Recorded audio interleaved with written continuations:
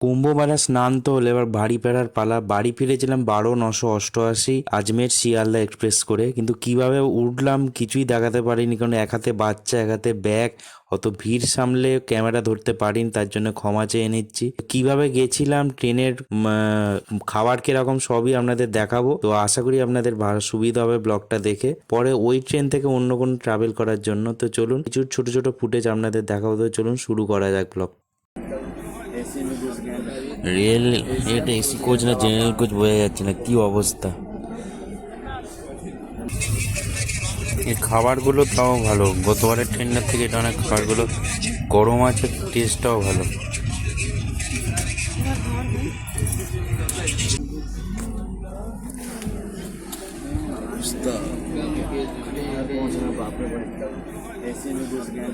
Rail এটা AC coach না general coach বোঝা যাচ্ছে না, কি অবস্থা।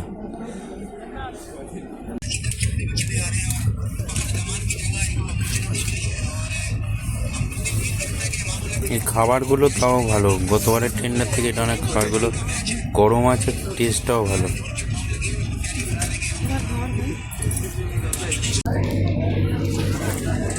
আপনাদের সবাইকে নমস্কার। সেরকমভাবে ব্লগটা শ্যুট করতে পারি না, এত ভিড়, ক্যামেরা ধরবো না বা নিয়ে পরিবারকে বাঁচাবো না ওদিকে যাই করবো।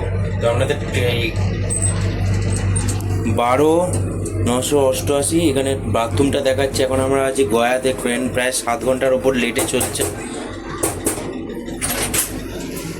যে বাথরুম বানিয়ে আমরা এখন ট্রেনে করে বাড়ি যাচ্ছি 12-988 শিয়ালদা এক্সপ্রেস। এখন আমরা সবাই আছি, এতক্ষণ এত ছিল বিহারের ওপর যখন যাচ্ছিল, বিহার ক্রস করে এসেছে।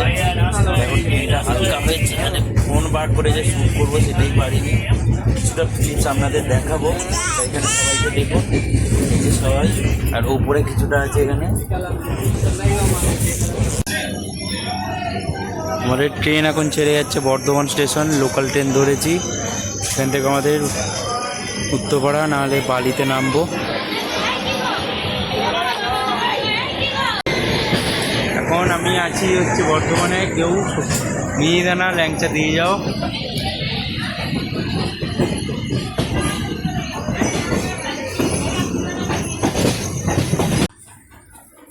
তো সবাইকে নমস্কার। এখন বাড়িতে এসেছি, বাড়ি এসে জামা কাপড় ছেড়ে, গরম রাত্রি এখন 12টা বাজে, ওই দেখুন 12টা 15।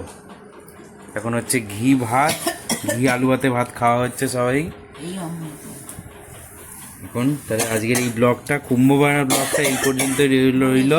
দেখা হচ্ছে পরের।